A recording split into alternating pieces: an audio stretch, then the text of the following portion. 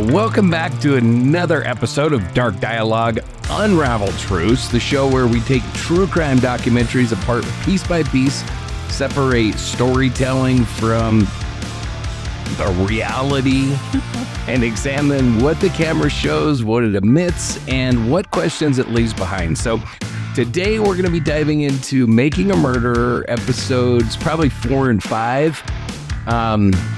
And, you know, this is a big stretch in the series. It's kind of in the middle. All the big stuff is kind of starting to happen now. We got through the intro shit in episodes 1, 2, and 3. And now we're kind of getting into the meat of the story. Right. So we're going to talk about, you know, what the documentary does well, what it does poorly, the impressions it leaves, the reality in relation to those, and all that fun stuff. So, but before we get into that, take a moment to support the show. If you like this kind of analysis, hit the thumbs up, subscribe, or follow wherever you're listening or watching, and leave a review.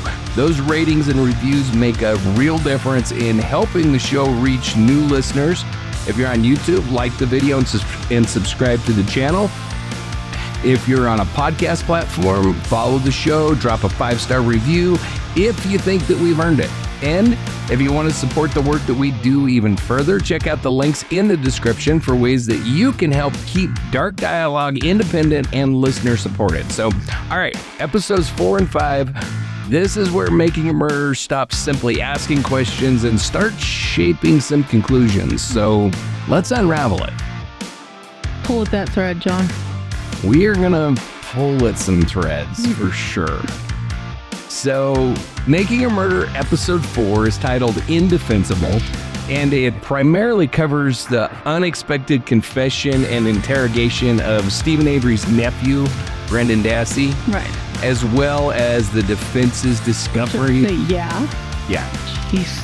And it also covers the defense's discovery of the file, which we talked about a little bit. And the key. We talked about it in episode 3. Yeah. It kind of, if I'm remembering correctly, episode 4 kind of plants the kernel of the key, but they don't really go into it in episode 4. So, okay, so you just recently watched it. So episode 4, what are your takes from that? We've got the Brendan Dassey confession, and then we got the blood vial bullshit. So you're going at this, you know a lot more than I know. And we're kind of keeping it that way. Right. That's the goal. So we get the authenticness of me watching this and feeling like they railroaded that kid. Right. Because that's exactly how I felt. Right. Yep. I was like, no parents. You can tell he's slower than most. Be as nice as I can be here a little bit, I guess.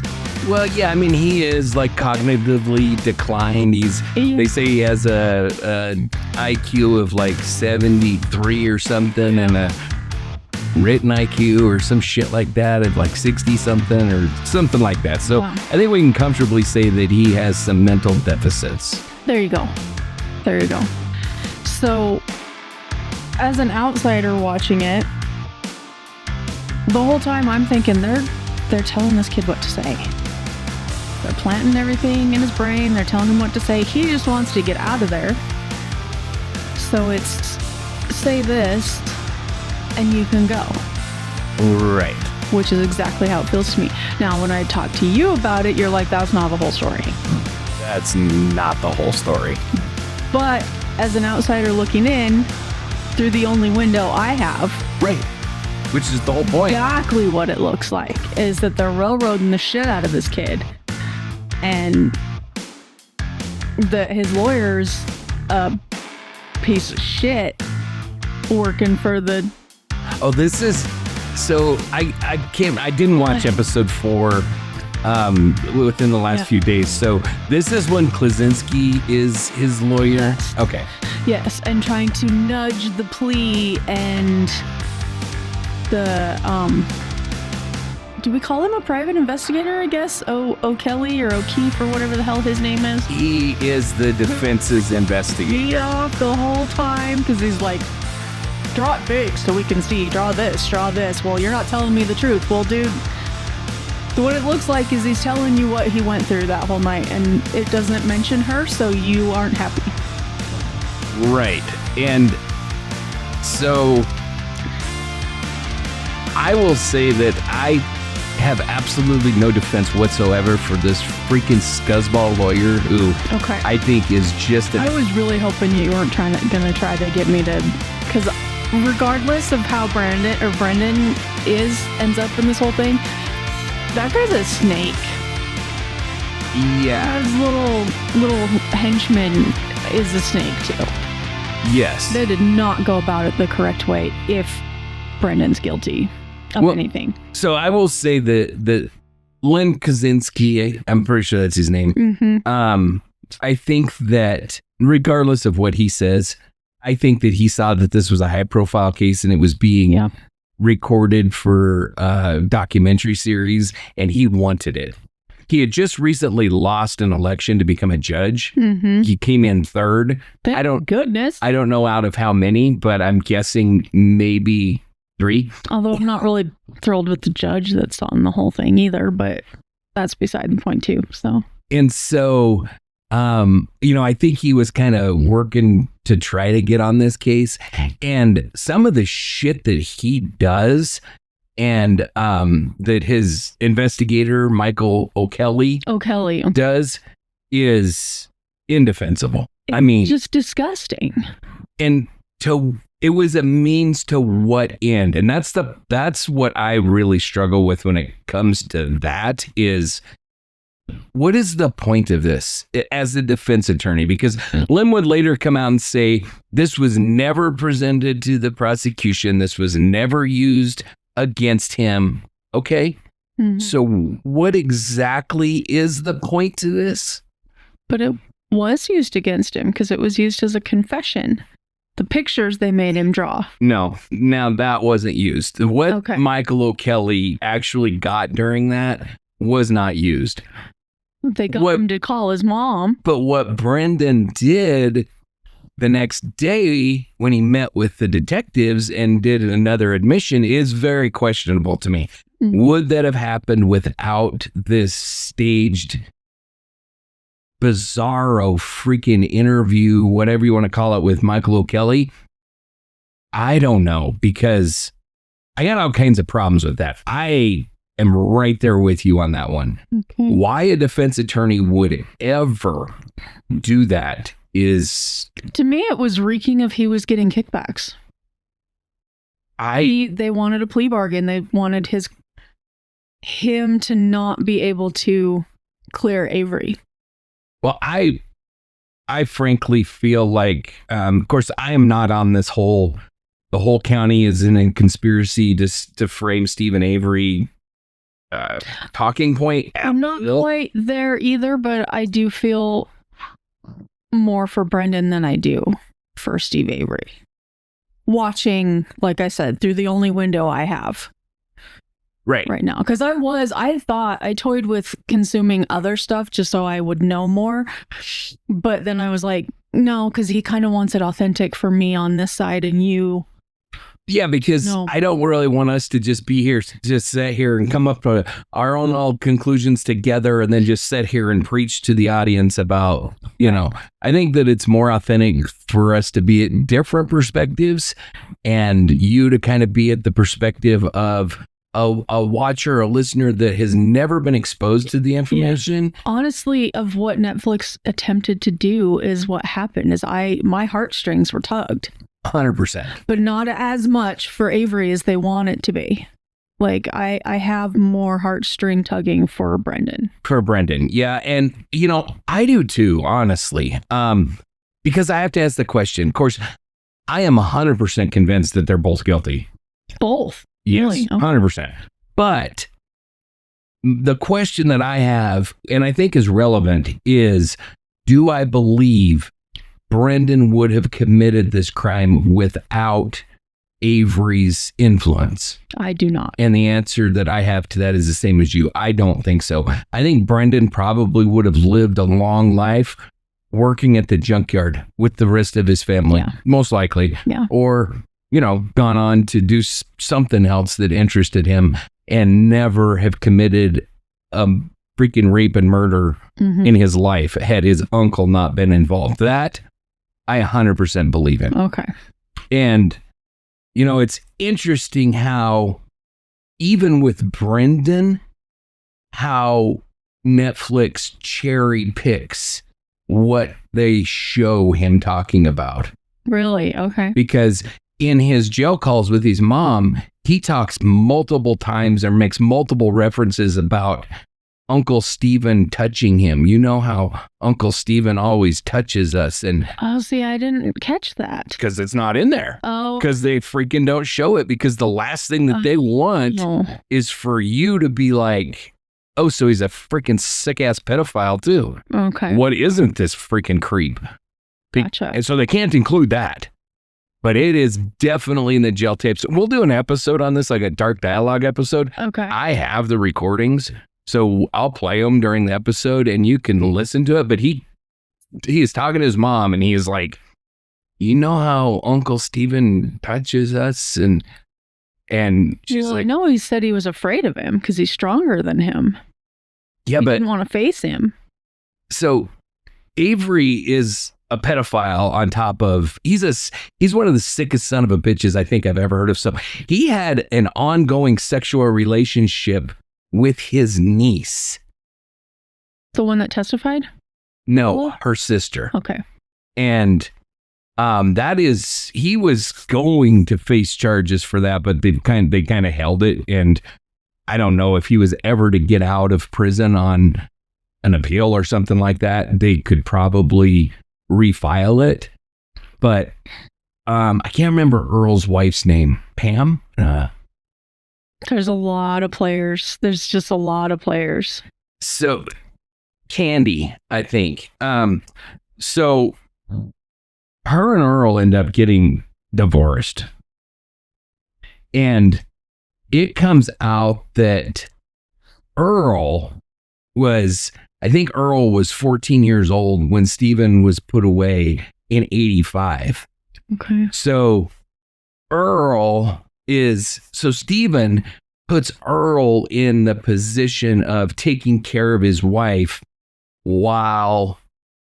Who's Earl to Stephen? It's his younger brother. Okay, I'm sorry. I'm so confused right now with all the people and who they are. And so, yeah. So it wasn't you. I mean, I was confused before this. Like, it's confusing. There's popping family members out of the woodwork here. There's so many different players, but Earl is like a big guy.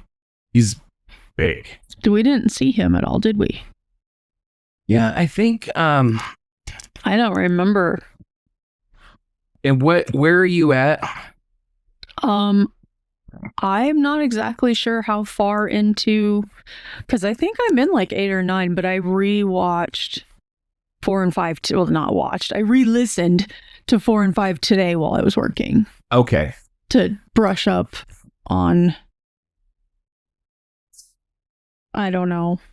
Just to kind of refresh it in your mind. Ask me questions that I don't know you're going to ask me. So Earl I'm pretty sure that he's been interviewed by episode 4. Who's Bobby's dad? So I don't know for sure. That's what I'm trying to figure out is who does Bobby belong to? Because he lives on the compound too. So Bobby is Brendan's brother. Okay. Okay, legit brother. Yes. Okay. And I think that, because you run into the same kind of a situation where you've got like different last names and stepdads and all that kind of stuff. It's kind of like the whole West Memphis 3 case, trying to figure out how all of these people kind of fit together. But because mom's remarried. Brendan's mom is remarried. Correct. And he also testified. Correct. Okay. So Brendan and Bobby's dad is Peter Dassey. Yeah.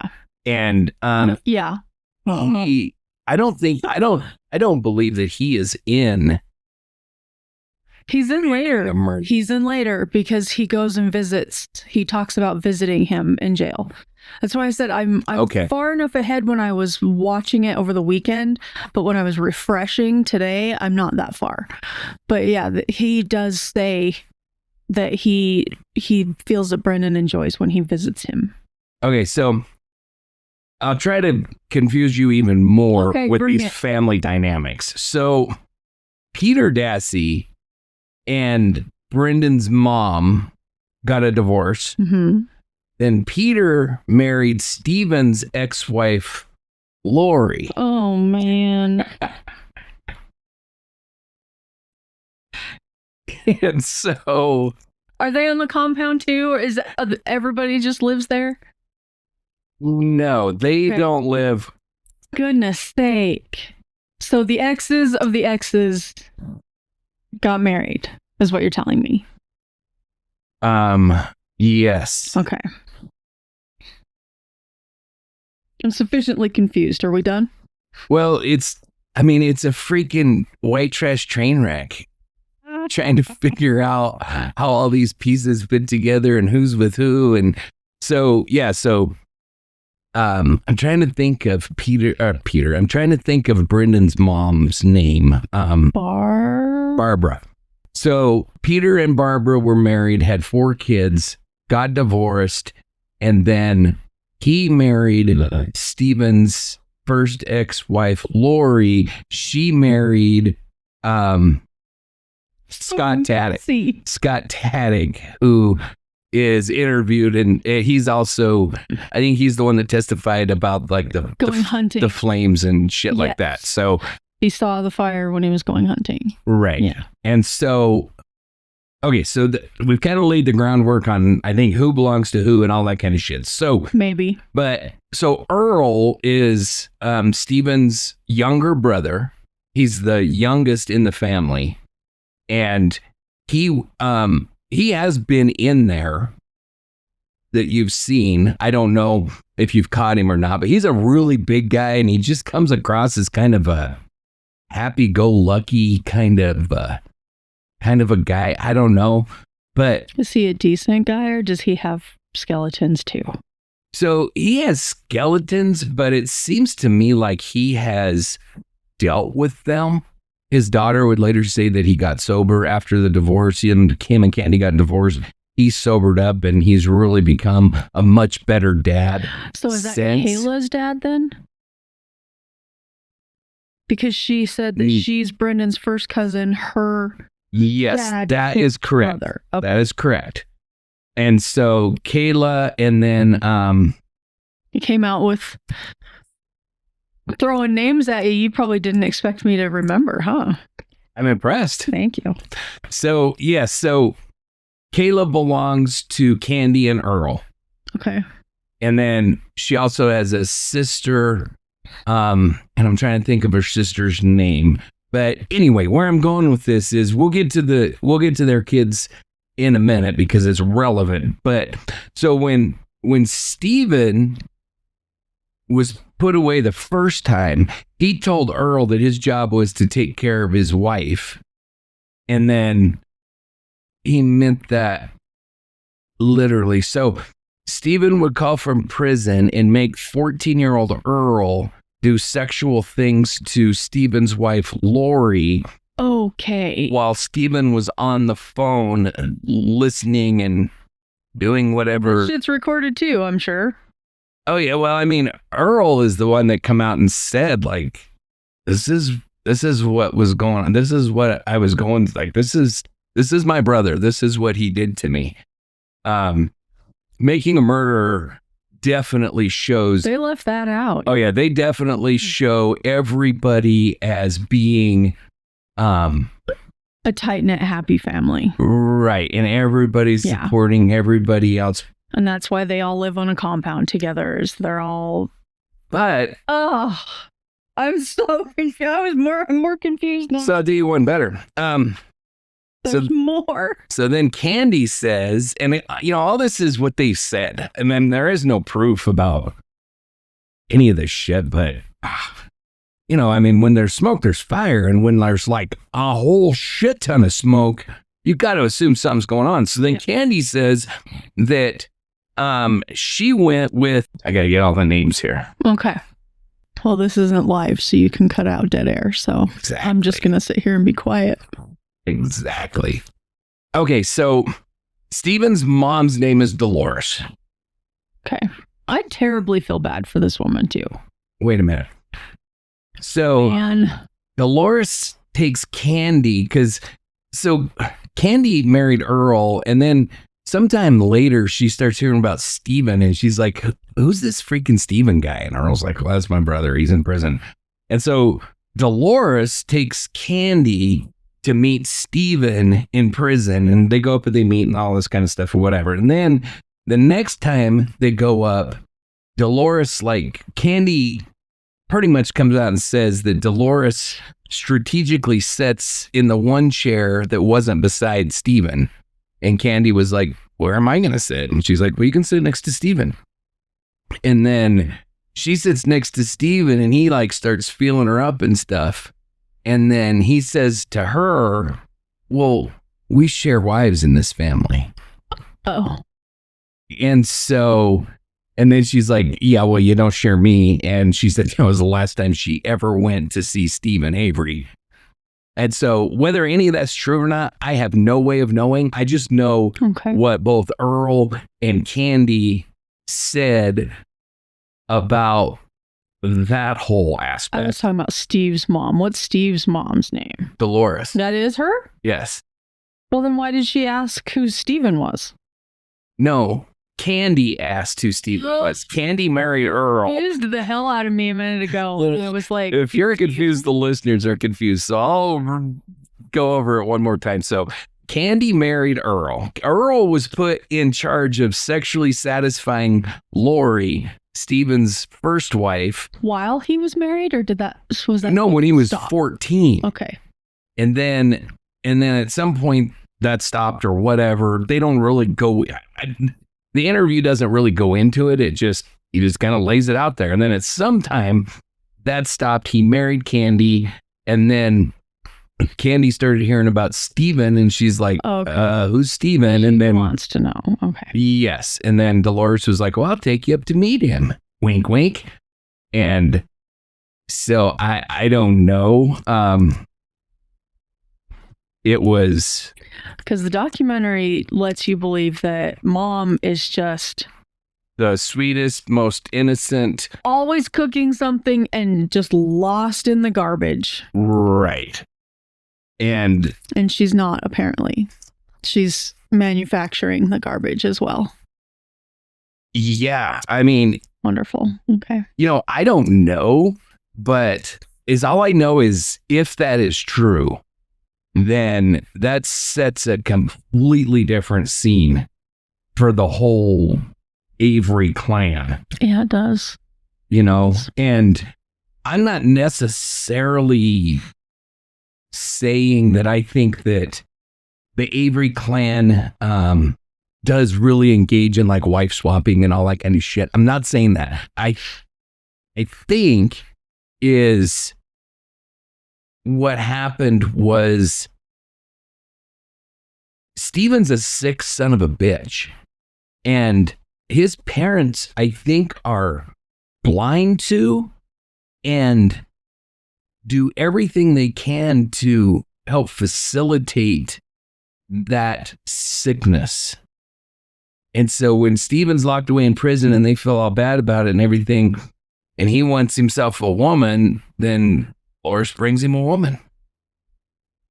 I don't know, but I know that when you hear some of the other phone calls about, or from especially Alan, his dad, the guy is a total piece of shit.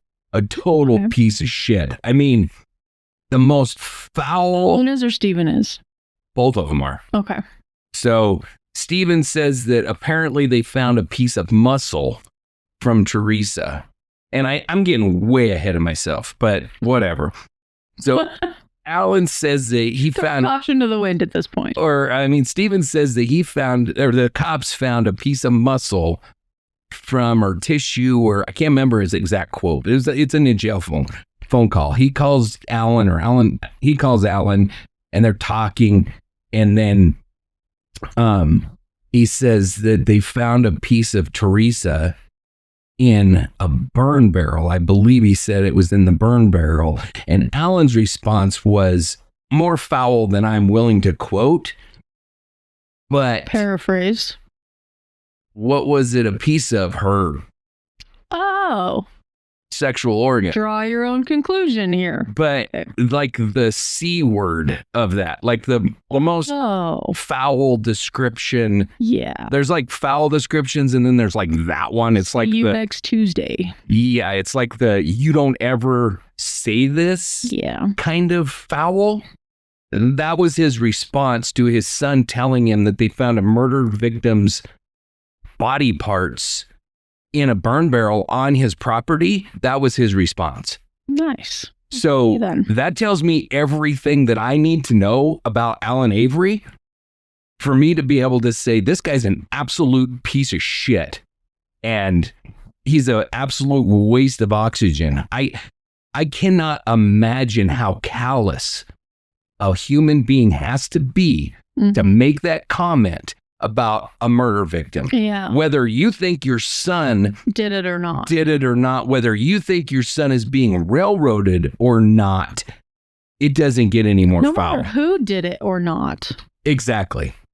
I mean, if he would have made a comment like that about the cops, about the prosecutor, about the, anybody in the government or whatever, I could be like, okay, yeah, whatever. He's ticked off at him. He thinks they're railroad. This is about a murder victim. Yeah. It just doesn't get any worse than that. So I think he's a piece of shit. I think the wife's a piece of shit. I think Chuck cannot stand Steven and knows exactly what a piece of shit he is. And there are phone calls. Again, Netflix conveniently doesn't include them. But there are phone calls where he is like giving Steven the what for, and he's like, because Steven beat the shit out of Lori. And there are phone calls when Chuck is like, yeah, when you grabbed her by the throat and threw her against the wall, yeah, maybe she got tired of freaking being smacked around by you. And I mean, just these aren't direct quotes, but it's conversations like that. You can tell he detests Steven. And then it's funny because if you watch Making a Murderer in that new lens, Chuck is like not involved. You could tell he's like, yeah, you film your shit. I am not getting in the middle of this. Right. He has a couple quotes or something, but his participation in that show is very small. You could tell he like wants no freaking part of it. Earl is a little bit different. And I think Earl's perspective on the whole thing changed. And I mean, I had to be perfectly honest with you. I have a big problem with Earl and the way that he handled Steven's arrangement, relationship, whatever you want to call it. Like, when he's 14, he's probably scared of him. Well, I mean, now, like as an adult. That's true.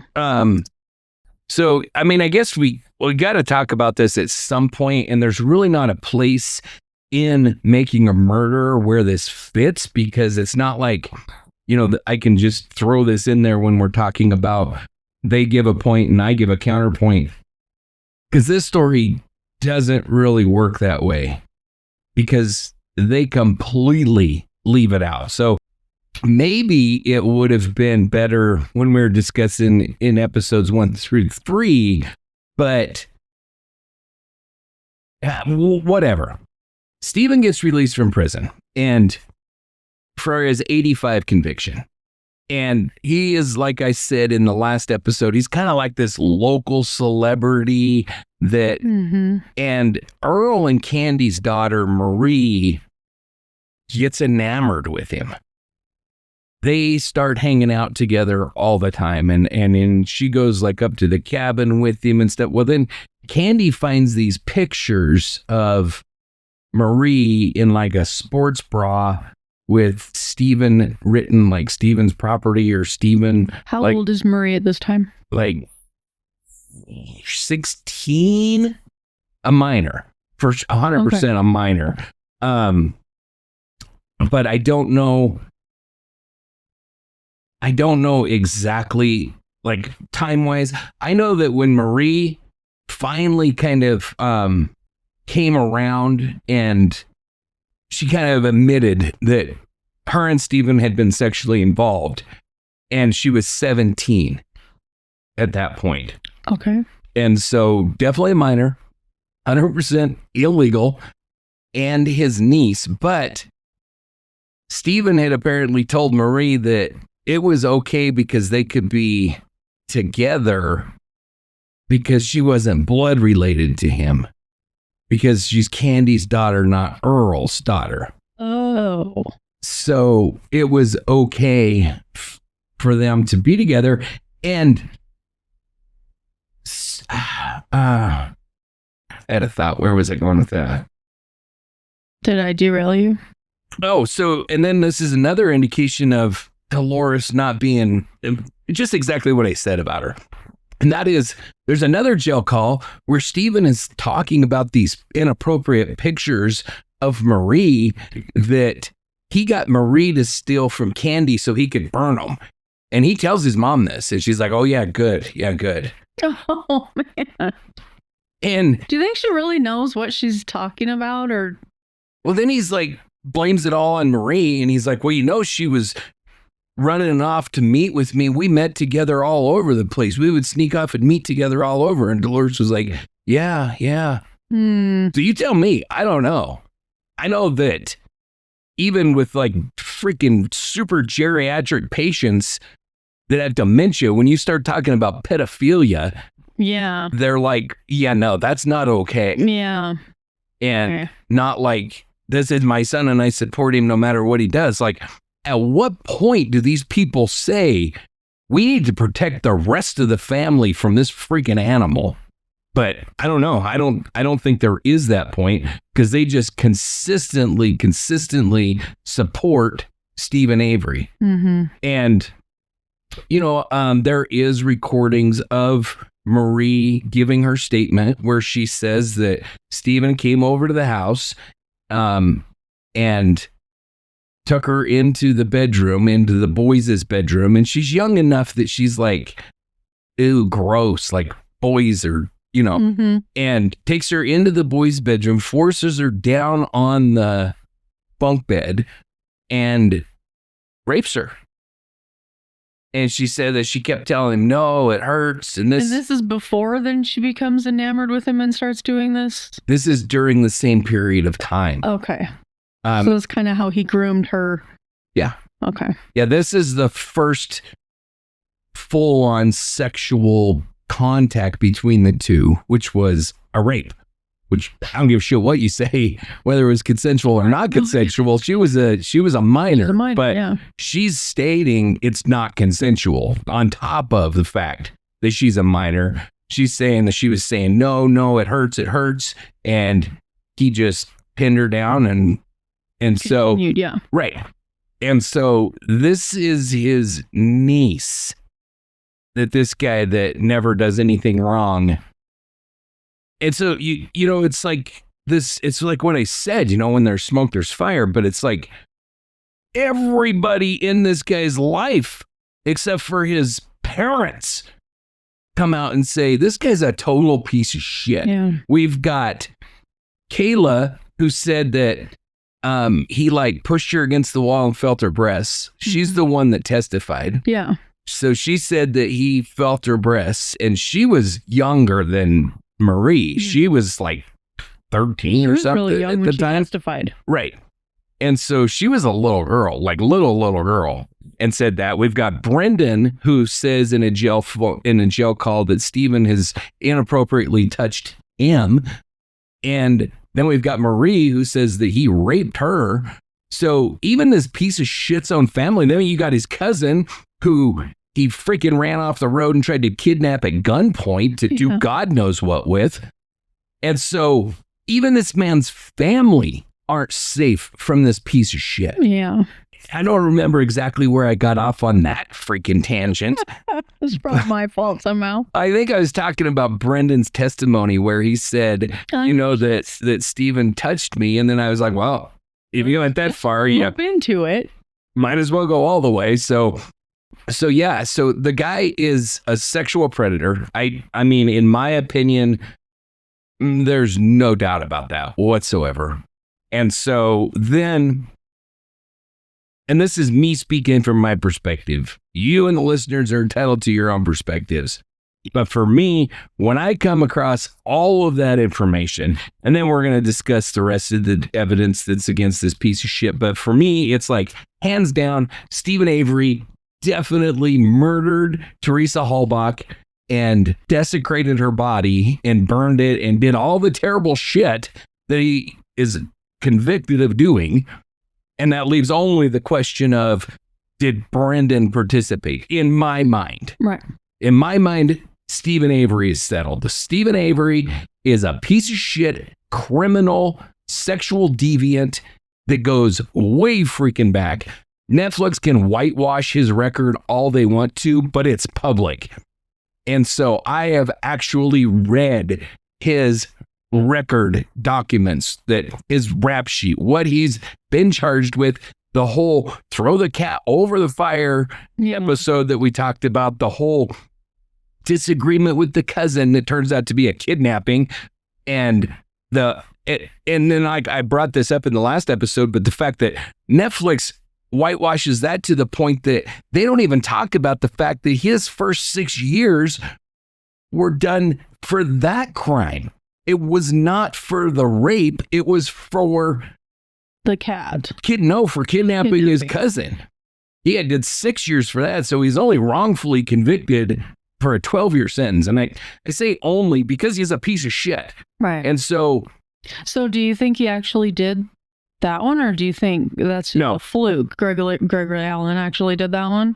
I believe that Stephen Avery was 100% innocent for that one. For the rape, the 85 rape. Okay. It does bring up the question, which the senator that was all on board with Stephen Avery, I don't think they said this in Making a Murderer, but the whole quote that he said was exactly where my mind is. And that is, like, as terrible as it sounds, you have to wonder how many people are alive because we wrongfully convicted this piece of shit. I mean, true. Not saying that it was good, but I understand where the senator's coming from, because it's finding a silver lining.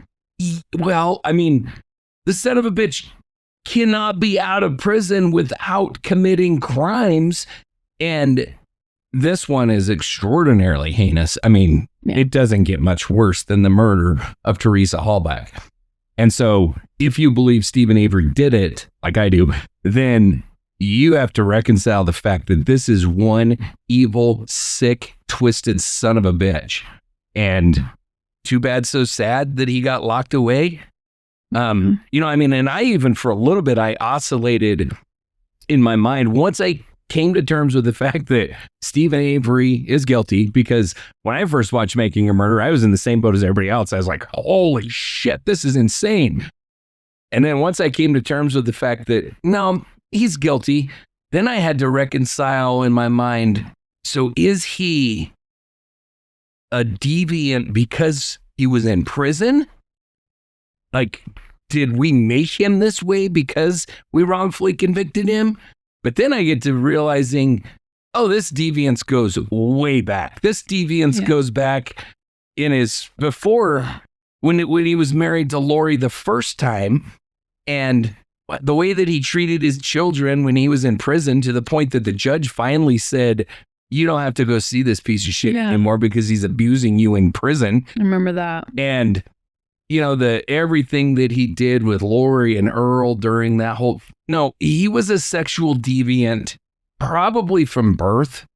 And I think Why is Lori putting up with the Earl stuff, though? I don't know anything about Lori. I don't, because she has nothing to do with anything. She is not She does not get She interviewed. bailed out and was like, I'm done. Yeah, she doesn't get interviewed. She doesn't participate. She doesn't share nothing. Because there are some questions. Like, he would make her take like pornographic pictures and send them to him in prison. Why would a woman do that? But then you have like the whole battered wife syndrome, because the son of a bitch was abusive too. No doubt about it.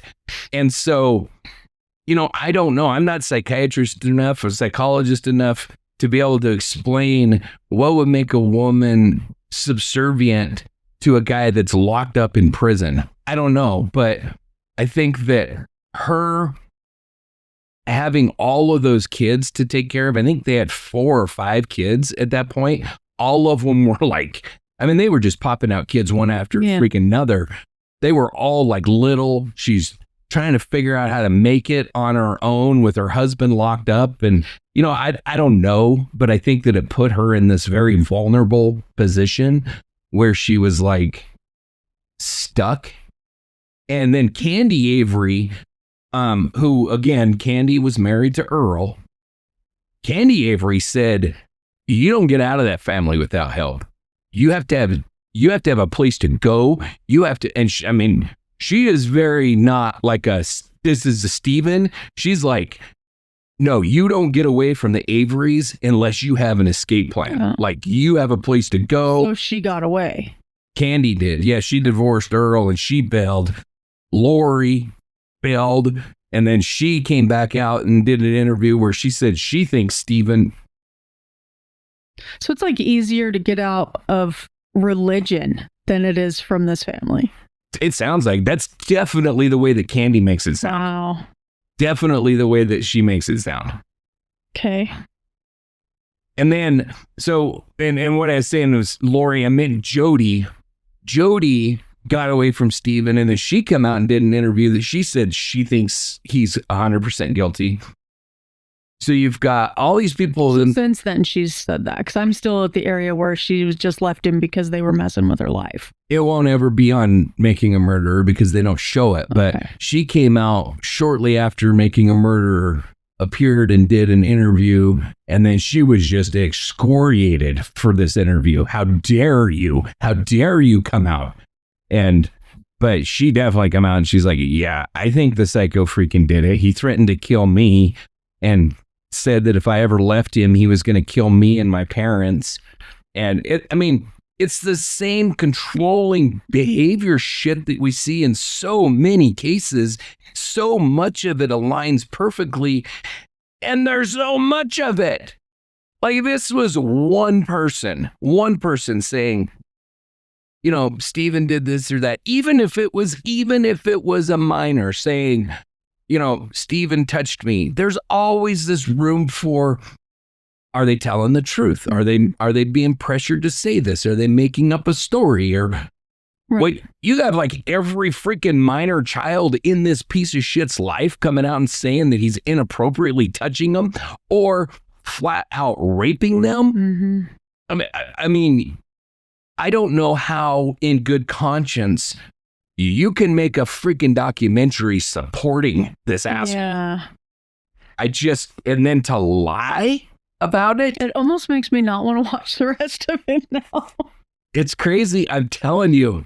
And so, coming back full circle, Brendan's testimony, which Netflix shows, I don't know, maybe a total of 5 minutes of.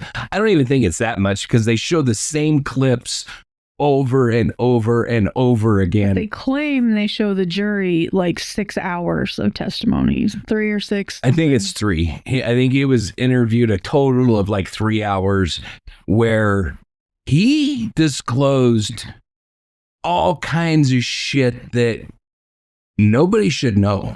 And one of those was that they carried Teresa out to the garage, laid her on the floor. Steven got his .22 rifle and shot her in the head. And then he drew a diagram of exactly where Teresa was laying, where Steven was standing, and it lines up perfectly to where the bullet with Teresa's DNA was later found under the air compressor in the back corner of the garage. Okay, so where's all the blood though? Like that guy who said trained forensic people couldn't have cleaned up this shithole. How did Stephen clean it up? So there is, I will be 100% frank and say that Brendan does give multiple accounts of everything. One account, he was never there. Yeah. There was never a fire. He never went there. Another account, there was a fire. He did go there. Another account, he raped Teresa and stabbed her on the bed. Another account, he didn't stab her on the bed. They carried her out to the garage alive and shot her in the head. So, depending on what story you're going to believe, it goes a long way in making that determination. But let's assume his story is correct, that he stabbed Teresa one time. That was what he claimed. One time in the stomach, he stabbed her. In the bedroom. In the bedroom, on the bed. He stabbed her one time, and it went in about this much. And for the audio listeners, it's about 2 inches is what Brendan claimed he stabbed Teresa. Okay. So 1 2-inch puncture wound is going to produce very little blood. Right. Very little. Puncture wounds by nature bleed internally much more than they do externally. But I mean, where the bullet was found, that forensic guy said there's no way they could have cleaned up that garage shithole. Well, there was a big blood-colored stain that they said was transmission fluid, but Brendan said that they cleaned it up with bleach. And surprisingly, the pants that he claimed that he was wearing that night have little bleach dots all over them. All over them. And Brendan went home and washed them that night, which Brendan doesn't strike me as a kid that does a lot of his own laundry. No. But that's beside the point. He goes home, washes these pants, never wears them again. And then, lo and behold, when they look at him, he's got little bleach dots all over this pair of jeans and claims that they cleaned up the blood with bleach. Well, bleach destroys DNA. So the Blue Star or whatever chemical they used illuminated on that patch and showed it. And, like Blue Star and luminol and all those kind of things, they react with the iron component in blood. Mm-hmm. So it's a garage, irons everywhere. Irons everywhere. Transmission fluid could potentially have iron in it. Could it react with Blue Star or luminol? Potentially. Okay. So that's not like clear-cut evidence that, it was blood, but it just coincidentally matches up just perfectly with this spot that's on the floor. And then you have Chuck and Earl that both testified that Stephen had another car in that garage. And I can't remember what it was. It was some other little SUV, like a Jeep or something. Let's say a Jeep, right? And so both Earl and Chuck testified that Jeep thing, Stephen was like changing the engine in it or something. But for whatever reason, on that night, he decided to push it out of the garage. And then a couple days later, it was back in the garage. And they were both like, what the hell is that all about? Yeah. Well, if you listen to Brendan's confession, it's because they backed Teresa's the RAV4 into the garage. And then it was parked there. She was shot on the floor. They originally loaded her in the back of the RAV4 because Stephen was going to throw her in the pond, which was down in the junkyard. And then he changed his mind and decided that he'd rather burn her than throw her in the pond. So they take her back out. Why her blood is all in the back of the truck? Makes perfect sense, especially after being shot in the head. So where we know there was blood, we find blood. We definitely find Teresa's blood in the back of the RAV4. 100% DNA confirmed. Her blood is in the back of the RAV4. We also have a blood-covered or a blood-colored spot on the garage floor, coincidentally exactly where Brendan drew it, which, if he had nothing to do with it, there's a lot of shit here that's lining up that's like, okay, well, how could you know that? Mm-hmm. Okay. How did you know that your uncle bought leg cuffs, leg irons, whatever you want to call them, at the sex shop if you didn't see them in use? Because he claimed that she was handcuffed. Her legs were handcuffed to the bed. Stephen bought those at the sex shop, and Brendan just knew that she was handcuffed in that way. And then, to finish my thought, with one single puncture wound, you're not going to have much blood. And you're laying on a bed. You've got, probably, I'm guessing if it was anything like a normal bed, you've probably got a set of sheets. You've got a blanket, probably more than one blanket, comforters. I mean, that shit soaks up a lot of blood. Brendan claimed that they threw all of the bedding into the fire and burned it. Makes sense. Okay. And then he says that Stephen cut her throat. And again, he indicated how deep he went. And unless he severed one of the major veins or arteries, you got your jugulars, and unless he severed one of those, again, you're not going to have just copious amounts of blood. And if this was like a stabbing where there was repeated stab wounds, like she was stabbed 20 times, then you have the back splatter that comes off, when you raise the knife. But that's not what Brendan described. Brendan described he stabbed her one time about this much, like 2 inches deep, which, I mean, frankly, I have stabbed myself in the stomach about that deep.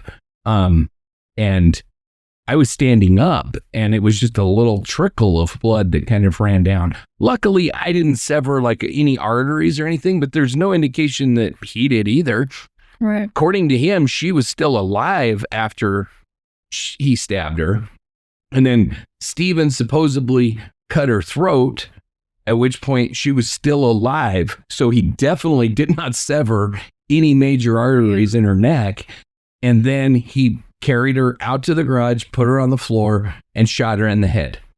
And there is evidence that backs up that whole line of thinking. And then he says that they watched the fire burn and stuff like that, and then broke up her bones and raked them back up and kept them burning. Well, there's evidence of that as well. The bones are actually trapped inside of the belting out of the tires that they burned. There's like a big ball of steel belting that came out of the tires. The rubber all burns off, and just this metal wire basically is left. Right. Her bones are inside of that. So my big question is, first of all, it matches what Brandon said.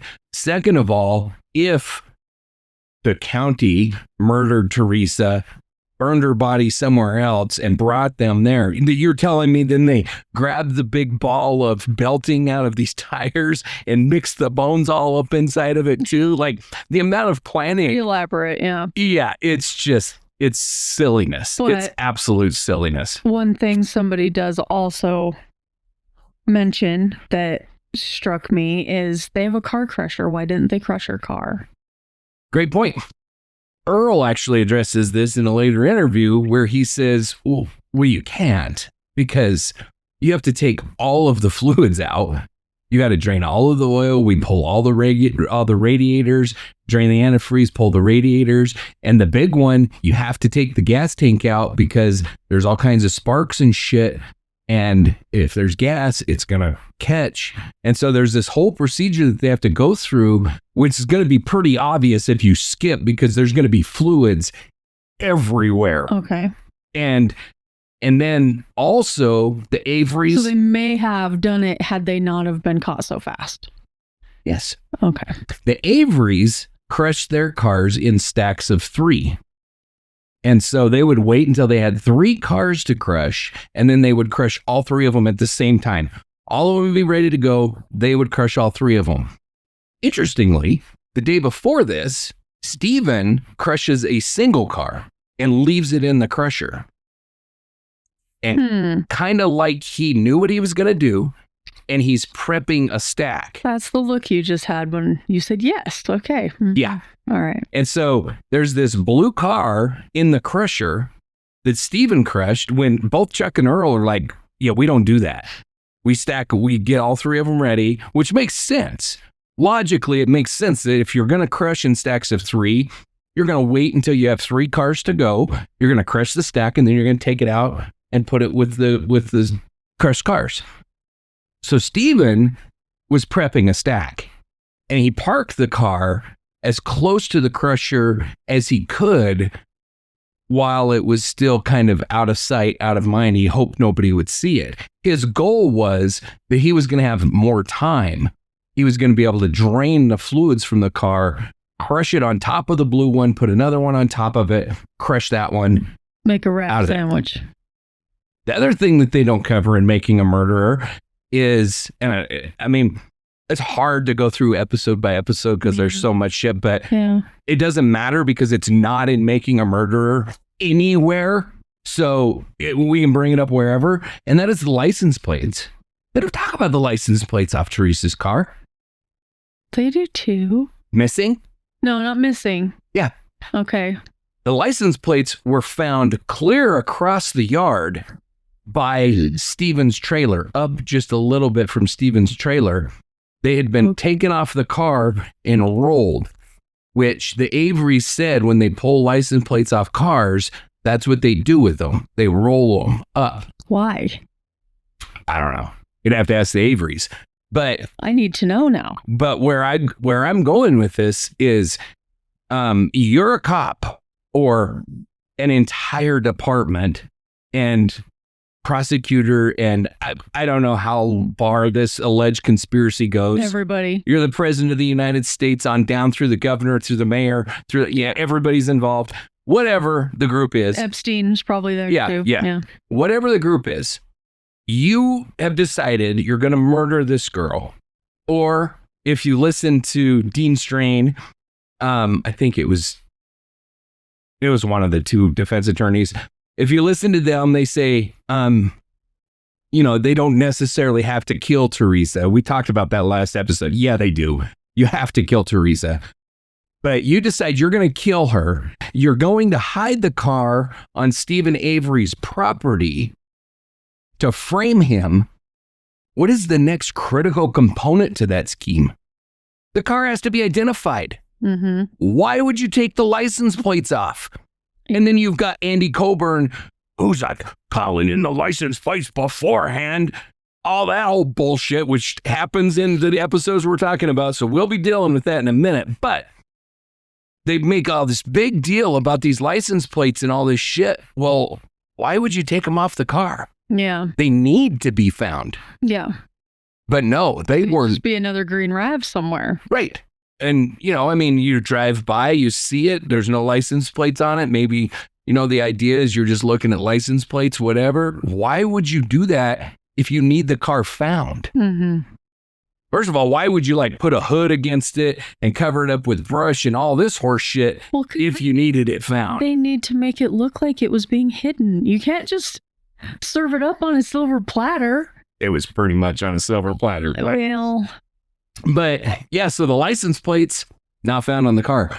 Big problem for the whole Netflix trajectory of the show. So Netflix will not be sponsoring us, I'm sure. We'll just leave that part out. Okay. That part doesn't matter. We're gonna leave that part out. So I guess that brings us to, I gotta see where we're even at in our episode. I get all riled up. So yeah, it does actually happen in episode 4, when they do the whole Andy Colburn license plate bullshit. Which, do you remember that part?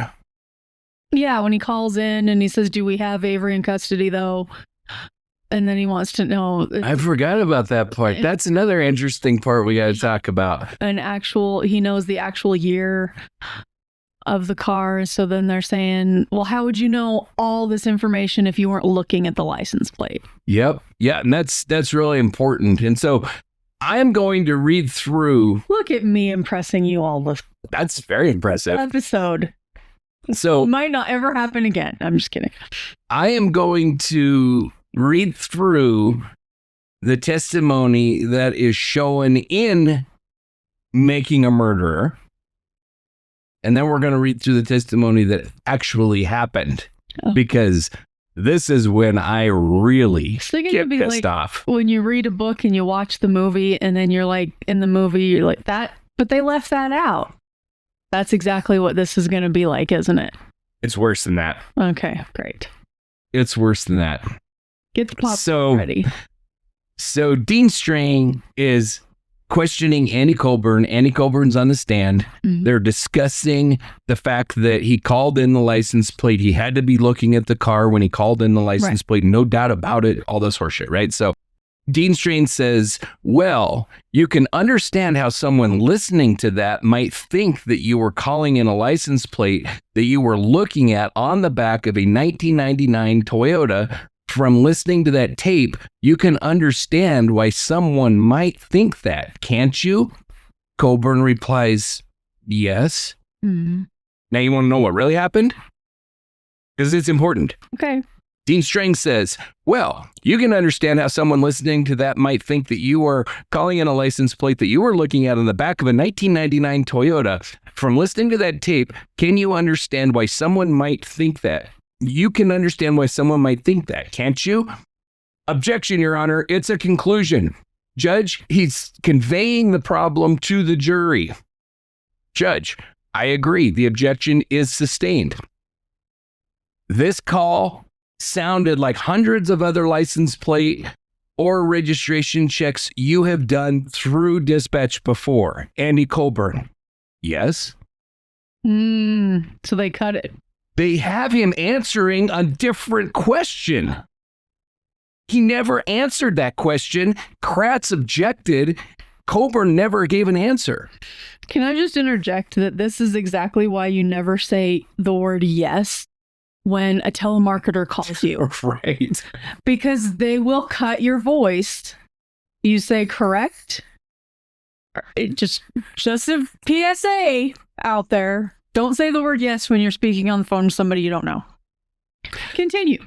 Well, I mean, so Netflix blatantly doctored the testimony. Yeah. That is not and Colburn sued him and he was thrown out of court, but I cannot understand why, because in my mind, that is the very definition of defamation. I mean, It is, they doctored his testimony to make him answer a question he never answered. That is about as dishonest as you can get when you're making a documentary. And then the other thing that they do is there is a shot of Colburn, and I would have to look because I don't remember exactly where it actually came from, but it was nothing important. It was like a mundane part of the trial, but the shot makes him look nervous. Like he kind of repositions. Doing a lot, yeah. They use the same shot like 5 times in Making a Murderer with a whole bunch of different questions. That's all he does is just sit there and fidget. Yeah. Continuous loop of fidgeting. When they show it the first time, I think they're talking about the deposition, and in the real court video, he's sitting there with his hand on his chin, like he's bored out of his mind. And he's just like, yeah. But in the Making a Murderer, they splice in this clip of him looking nervous. Yeah. And so they completely doctored this guy's courtroom testimony. And let me just say about Andy Colburn, this man faced unbelievable torment, death threats. I mean, people were calling his house all hours of the night. people were saying that they hope his wife and children get raped in front of him before he's murdered. I mean, it was unreal what this guy went through. And when you find out that all of the shit against him is doctored, it pisses me off. So was that happening before all this or because of the documentary? Because of the documentary. Okay. And he's getting calls from freaking everywhere. Australia, New Zealand, Switzerland. I mean, all over. Doxed though. How did his call? I can't talk now. How do they have his information? I don't know. I mean, he probably, I think that he had changed his number, but it kept getting out there. I mean, it's not that difficult. Right. When you have a group of people that are insanely fanatical about something, they will continually find the number and dox these people. I mean, it happens all the time. And it happens like with big celebrities and shit. Oh, yeah. Not like some podunk little freaking Manitowoc sheriff's deputy. It happens like with President Trump got doxed, and a lot of his administration got doxed. And so like this deputy, it's nothing for them. Okay. And so, but it's important to note that Making a Murderer couldn't include this part because it wasn't known at the time. And I don't completely understand why it took as long as it did, but it took like 3 years to get time-stamped records of the phone calls linked up. And the jail calls? No, his call in, because he called dispatch on a cell phone. Those calls, okay. Yeah, he called dispatch on a cell phone to check this license plate. And shouldn't take that long. I wouldn't think so either, but it did. And a part of the problem is he called into dispatch. He did not call into like 911 or something. Those calls are automatically recorded and tracked instantly. But it is a lot different when you call just like the main desk at the sheriff's office or whatever. And so Andy Colburn's take on this whole thing is quite simple, and it makes a shit ton of sense. And that is, when he was originally told the vehicle description for Teresa's RAV4, he was driving.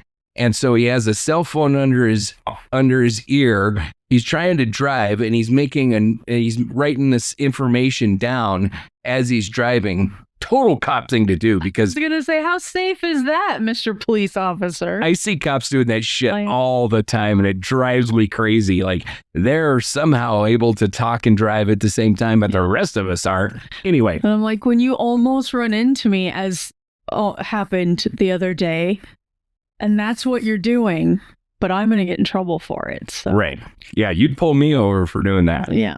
So, but anyway, that's what he's doing. And then he says, once he got stopped across from, another one that they kind of mentioned, but they doctor the phone calls on this one too. And that is the Zipperer residence. So the Zipperers were another family that had set an appointment with Teresa. And she was supposed to go there and take pictures of a vehicle for them. So Andy Colburn was going to meet the detectives at the Zipperer residence to interview them about Teresa being missing. And so he parked in a church parking lot across the street. And there is records of this. There's a radio call or a phone call where he's talking to the detective, and he said, "I'm in the church parking lot right across from there."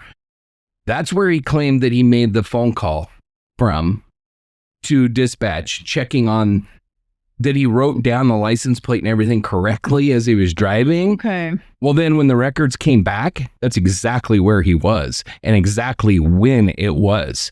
It was while he was on duty. It was that night, and it was in the church parking lot right across from the Zipperer residence. So he pulled in there. He's waiting for the detectives. He just jotted down these notes while he was trying to drive. He called in to make sure that he wrote them down correctly and just was confirming that his notes were correct. Put in context, it makes perfect sense. Yeah, it does. And the fact of the matter is all of the shit that Netflix does to make him look like he was the one that murdered her becomes not improbable. It becomes impossible if that phone call happened on that day because he was on duty. Mm-hmm. He couldn't be killing her and doing all this shit because his his activity is tracked. They know exactly where he's at pretty much all the time that day. So it couldn't have happened that day, but it did. So that whole narrative completely falls apart with the facts. Okay. And then you brought up as well that they said, oh, we got Stephen Avery in custody, right? Mm-hmm. Yeah. So what really happened was they're in there doing this, searching the property. Pam of God found the car. I think I've got my order correctly. Pam of God found the car. They call in the cops. Everybody goes in. The police department actually sets up a roadblock at the end of Avery Road, and they're checking people as they're coming through. Well, one of the people that pulls up has an active warrant. It's called a no-body warrant, which means they take him into custody immediately. And so this is happening through the radio traffic as well. And so they say, yeah, we've got one in custody, and they're making arrangements to transport him back to the jail because he's under arrest. He's had an outstanding warrant. Right. And then when the dude calls in, and I can't remember. Like gravy on top of the whole thing as they find this guy. Well, no. Well, yeah. I mean, it's gravy. It was completely random. He just happened to drive through a police checkpoint with an outstanding warrant. But then I can't remember who it is. It's not Andy Colburn. It's one of the other detectives that calls in, and they said, they're requesting him to go to the Avery property to start investigating this vehicle find. And he says, we have Stephen Avery in custody though, right? And then the rest of the radio call that they clip off and don't include was the dispatcher saying something like, oh, no. We had a different warrant. It was a no-body warrant that officer so-and-so took that person into custody. It has nothing to do with this case. And then the detective's like, oh, okay, that makes sense. So there's a perfectly logical reason why he would assume somebody was taken into custody regarding the finding of this vehicle. It's perfectly logical because Stephen Avery has been identified as a suspect. He is the one that called her. He is the last one that claims to have seen her before she leaves the property. Like, there's all kinds of reasons for him to assume the one taken into custody was involved in Teresa's disappearance. That one is Stephen Avery. There's a logical line down that way of thinking. And then it's also very logical when the dispatcher says, no, this was another deal. And then the detective's like, oh, okay, yeah, that makes sense. All right, I'll head over there. But all of that is cut out of Making a Murder. They don't include any of that. Why? Because I'm pretty sure that's the do moment at the end of that episode. I'm almost positive that's how that episode ends, is with that radio call. We've got Stephen Avery in custody, right? No, the fourth episode ends with never mind. Sorry. You're talking about the actual episode that was in. Yes, I'm saying that I believe because they do that. They did it with the blood vial at the end of the fourth episode ends is the blood vial. Okay, so the fourth episode is one of them ends with this call. Yeah. And so, but anyway, it doesn't really matter which one it is, but that's their do moment at the end of the episode that makes you can't wait to stream the next episode to see what this all. Yeah, well, there's nothing there because it was all a bunch of horse shit. It was clipped and cut. They clipped and cut the answering machine message that Teresa left on Barb's phone. They had to cut that out too. I can't remember what episode they played that in, but I don't even remember that being a thing. Oh yeah, so Teresa calls to confirm the appointment because Stephen Avery played some freaking shenanigans setting up this appointment because he creeped this girl out. And I think there was at least a chance that she was not going to go back out there, at least not by herself, to meet with Stephen Avery. Mm-hmm. So he sets it up under Barb's name, Barb Yonda. Yeah, because he said it was his sister that was selling the van. Yeah. And then he gives Barb's telephone number because Teresa would recognize his.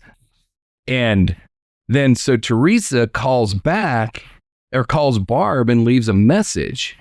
And we'll have to discuss it in the next episode, and I'll have the exact text of that message. But at the end of that message, the whole point of cutting it out was the fact that she said, I don't have your address, so you're going to have to call me if you want me to come because I don't have your address. But Netflix cuts that whole part out. And then Stephen Avery dials star, I think it's star 67. Is that the one that... Back in the day, is that how you would hide your yeah, I think caller ID? Stephen hid and star 69 would recall. I think so too. So Stephen Avery calls Teresa Hallbeck's phone, her cell phone, 3 times.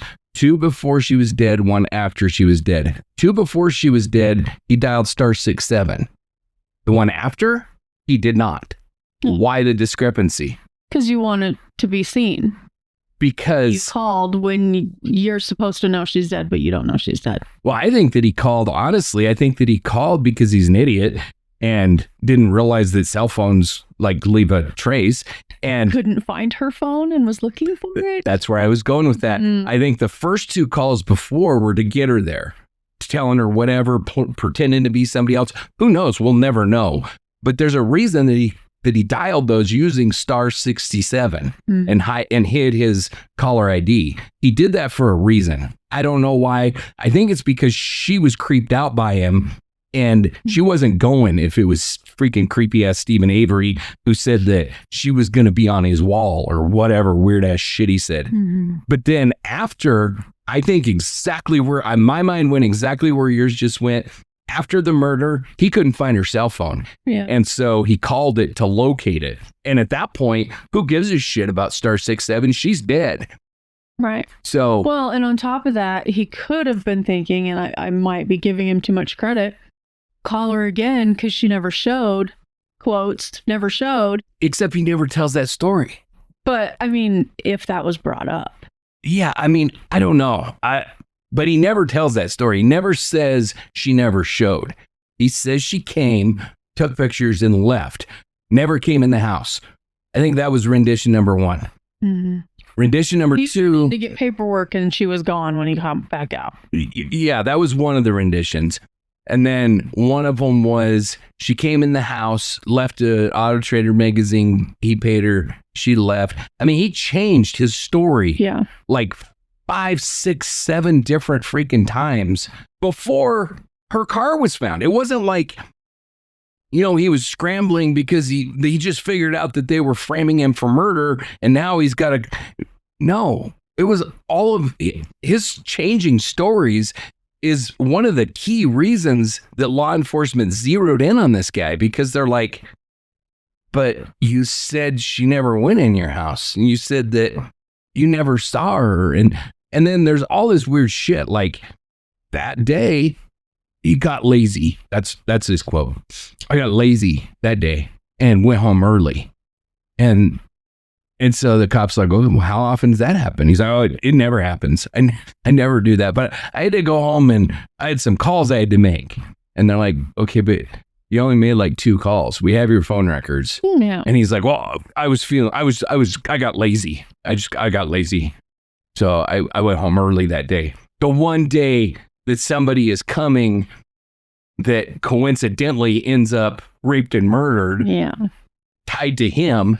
But then his dad says, why would he tell everybody she was coming if he was going to kill her? I mean, that's a good point. Well, he had to, though, because they were going to see her. It's like a complex, right? Yeah. Like, yeah. You know, I mean, she's not going to, in order to get to Avery's trailer and down where Barb, past everybody else's house. Yeah. Right. Yeah. Down to where, you know, Barb lived pretty much right next door to him. And then Earl lived on the property. I think Chuck lived on the property. Obviously, Alan and Dolores live on the property. But Alan and Dolores' house is right at the It's like entrance. The cult of Avery lives. It really is. And Alan and Dolores live in the house right at the very beginning, right by the big blue shop. So whoever comes in would have to drive right past their house. Mm-hmm. Chuck and Earl are up at the shop working. She's going to drive right past them. He has to say, you know, she was coming to, I have this girl coming to take pictures because he ended up going home to meet with her, although he claims that he got lazy and he had to go home like way early. He got to work at like 8 and then left work at like 10 to go home to, I don't know, make phone calls, which he didn't make. And then, but he had to say, you know, there's a reason for this woman to be coming and I've got to meet with her down there to do this kind of stuff. They all knew that she was coming because Chuck had asked him, you know, did the girl come take pictures and all that, you know, all that kind of shit. But it's not like he's out on this rural area all by himself. She was going to be witnessed driving in there. You've got, you know, the school bus driver who saw her, and they never talk about her, but she absolutely has nothing to gain. She has no dog in this fight whatsoever. She sets the time frame that matches the whole murder narrative. But then Brendan was coming home from school. Bobby was coming home from school. There's all these people that are going to witness this car being there. Yeah. He has to explain that. Okay. And so he says, you know, that she came and then she got out. She left. But nobody ever saw her leave. And because she didn't ever leave, he killed her. I'm 100% convinced of that. And so was there anything else that happened in episode 4? I do feel like that's when the key was there, but it wasn't there. Like the whole key thing. Like it wasn't there the first time. Why are they coming back 18 times? Yeah, and we'll get into that because there is an episode, a later episode. They handled the side table and it fell out. Yeah, and there's a later episode that deals specifically with the finding of the key and stuff. And so we'll talk about that. But Avery's DNA. I'm just remembering all this stuff is right. No, I mean, absolutely. I'm happy with myself for as much as I'm remembering. You know, it's kind of funny because season 1, they plant the blood using the blood vial. That's the big thing in season 1 for EDTA. And there's a experimental test. It's never been used. All that's bullshit. It's going to take forever, but all of a sudden it's done in 2 days. Yeah, all that's bullshit. It's a very common test that the FBI runs on a pretty regular basis. It's very simple for them to do. I think the difference with this test is they were using like a mass spectrometer for this test, which they hadn't used in the past or something. I don't know when, but anyway, it's a very common test. But then all of a sudden, the whole blood vial thing, we talked about this the last episode too, it just disappears. Like they stopped talking about it because the phlebotomist was like chomping at the bit to testify and be like, I put that hole there. That was me. I did that. So then I know you're not there yet and maybe you won't get there, but season 2 has a whole different theory. Season 2, he cuts his finger, which we know he had a significant... They had a picture of it. Yep. He cuts his finger and it opened up and he bled on his bathroom sink, didn't clean it up. And then he had to go to, I don't know, Home Depot or Menards, or I think maybe it was Menards. Anyway, him and Chuck had to go to the store. And when they got back from the store, somebody cleaned his bathroom. That's what he says. I'm not shitting you. It was all cleaned up. I didn't clean it up, but the next morning, it was all cleaned up. So somebody went in his bathroom. They knew. Blood fairy showed up. They knew that he had bled in his sink. They waited for him to go to the store. They crept in there, silent as a mouse, and got the blood. Well, I had all kinds of issues with season 2. I mean, I have issues with season 1, but even when I first watched season 2, I was like, okay, this is a bit over the top for me. But Well, I have to watch it now because it sounds funny. But, so I'm thinking during the episode when they're doing all this kind of thing, I'm thinking, okay, well, I've cut my finger before and I've like bled before. And blood's like a mystery substance. The shit dries in like record freaking time. I mean, you drop blood on your sink and you walk away for an hour or something. When you come back, that shit's all dried up. Shipping that shit off of there, yeah. So somebody went in and scraped the blood drops off of his bathroom sink and then somehow, I don't know, mixed it with water, reconstituted, whatever, rehydrated it, and then went and planted it all over the RAV4. Like, yes. I see it. I can see it now. Yeah, me too, obviously. And then that was the other thing I did want to bring up about Brendan's testimony is he knew that Avery got under the hood and disconnected the battery. He said that in his statement. And then lo and behold, Avery's DNA is found on the hood latch, which it was planted to, because not only did they have a vial of Stephen's blood, they also apparently had a vial of his skin cells to leave touch DNA on the hood latch, because the DNA on the hood latch was not blood. The DNA on the hood latch was touch DNA. It was skin cells, microscopic skin cells that they kept from 1985 before touch DNA was even a thing. But they knew because not only is Manitowoc, need to frame him someday. Not only does Manitowoc County Sheriff's Office, Manitowoc County in general, not only do they kill people and frame innocent men in a convoluted mess that gets so freaking complicated, but they take 25 years to do it. Well, they have time machines. That's where I was going. Manitowoc. They have a DeLorean? Manitowoc employed Dr. Brown.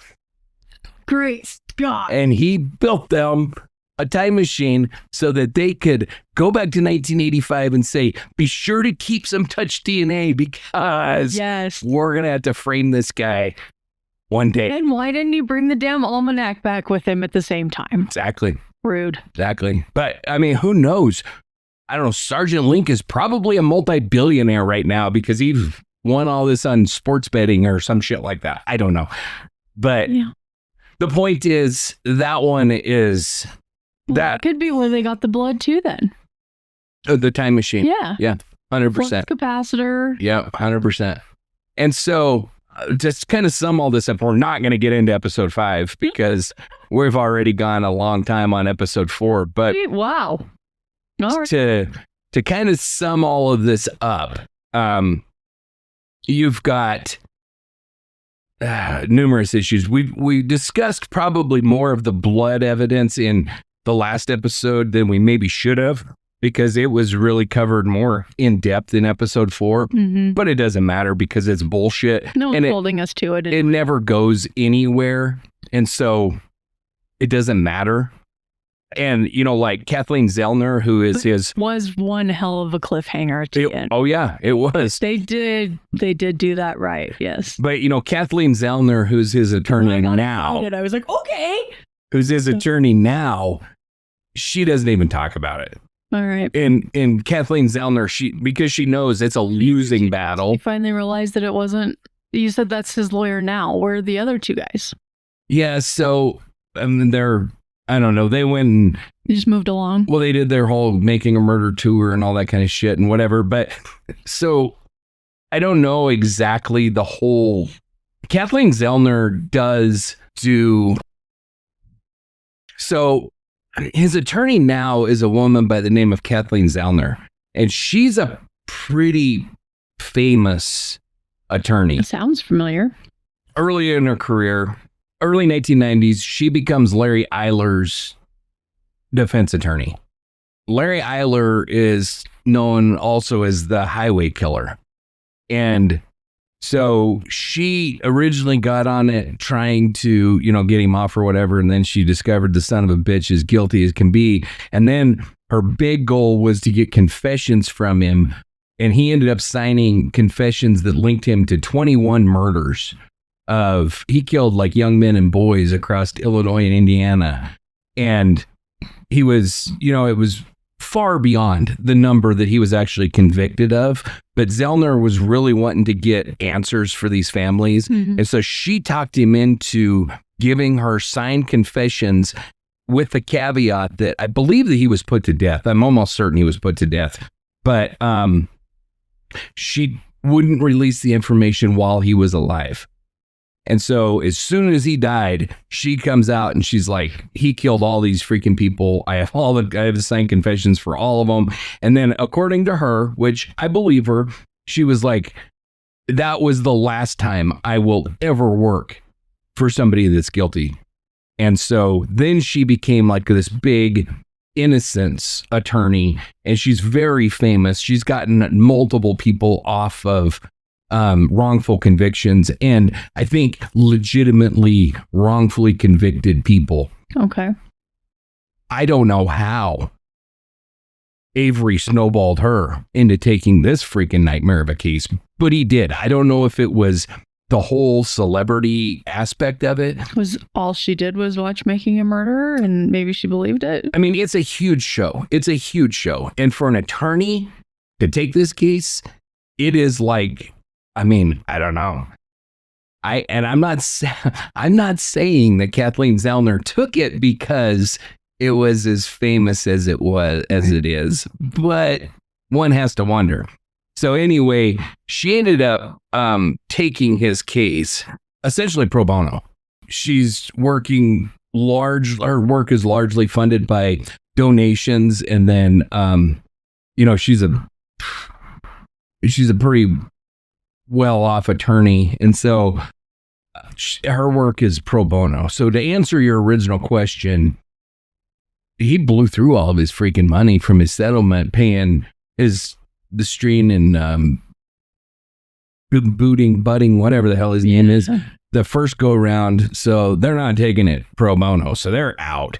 Kathleen Zellner's in, and she's filed all kinds of freaking motions. So she still believes he's innocent. Oh yeah, she's still working the case. She's still filing motions. I believe that she just filed some a couple months ago in the Avery case. And ineffectiveness of counsel and all this other horse shit. Ironically, she's not representing Brendan, who I think she should be, could benefit. And again, I don't think that Brendan's innocent. I do not. I think that Brendan was railroaded by his family, and there is a jail call that because they were discussing they weren't discussing, they offered Brendan a pretty freaking stellar plea deal, like 15 years maybe. I think 15 years he testifies against douchebag uncle, and he'd be like out by now, or he probably would have been out by now. I don't remember exactly how long it's been. Let's see, what was it? 2011, I think, was the murder, something like that. Anyway, but then Grandpa, good old freaking Al Avery, calls him up, or Brendan calls him, whatever. There's a jail phone recording of Alan basically saying, don't you dare take a plea deal. Don't you dare take a plea deal. And then he goes off on this weird ass thing about how he'd like to take them lawyers and tie them up by their peckers and drag them from a car until their peckers come off. Something to that effect. And I mean, he basically threatens Brendan, like, you do not take a plea deal, period. Okay. And I think Brendan was like, okay. So Brendan essentially is doing what I don't remember. It's like essentially life. It's not a life sentence, but it's a long ass sentence because his family cared more about Stephen than they cared about him.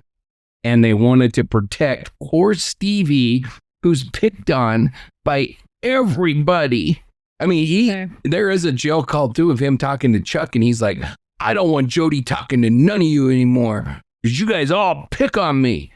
There's multiple jail calls of him saying shit like, you guys, everybody's always picking on me. He is like the quintessential victim of everything. Stephen Avery, poor little Stevie, doesn't do anything wrong. Everybody's out to get him, including the whole state of Wisconsin. Well, and how many times did they talk him off a ledge because he's indicating he's going to kill himself? Oh, he's going to kill himself every other day. Yeah. You know, I mean, you know, and it's really funny because in Making a Murderer, they make this big deal. And dipshit Avery even says this, like, if I was guilty, I'd have ran. I would have taken off. Well, come to find out, through one of Brendan's confessions, or one of his interviews, one of the chapters to his story, Brendan says when they were up at the cabin up in northern Wisconsin, Stephen was like out. He was getting ready. He was going to run. And his dad said, well, if you run, everybody will know you're guilty. And that's when he like settled down and sat down and it ended up not running. But his plan was to run. It wasn't like I'm innocent, I'm going to stand my ground. It was, I'm going to bail. And then his dad was like, yeah, well, if you do, everybody's going to know you're guilty. So then Stephen was like, oh, yeah, maybe I shouldn't run. If it wouldn't have been for that, he would have bailed and they'd had a manhunt for him. And then he'd have had some other sob story about how somebody made him run, or it fell in with the wrong crowd. I mean, you know, there was just these people, it was a bunch of carnival workers, and they just came up and they kidnapped him. I mean, this guy is, he disgusts me. Everything about him disgusts me. So can't tell at all. But with that said, anything else from episode 4 that we should be discussing? I don't think so. All right, so we segued a lot. Oh yeah, I mean, and it's not a short episode. We've been at this for a while. Yeah. But so anyway, that has been Dark Dialogue, Unraveled Truths, where we tear apart bullshit and coverage of Making a Murder, episode 4. So if you like what we do and how we do it here, be sure to like the show, give it a follow, post a review, share it with somebody that might enjoy something like this. And you can always support the show through Ko-fi and through Patreon and Substack. You can take advantage of all the different member perks and stuff that we have available for people on there. You can find that. You can find all of our other shows and episodes at darkdialogue.com, where you can also look into the Dark Dialogue Collective and the Dark Dialogue Adopt a Victim program. And so with that, if you have nothing else to add, other than stay safe and apparently don't befriend an Avery. Don't befriend an Avery, absolutely. So, all right, everybody, we'll see you on the next episode.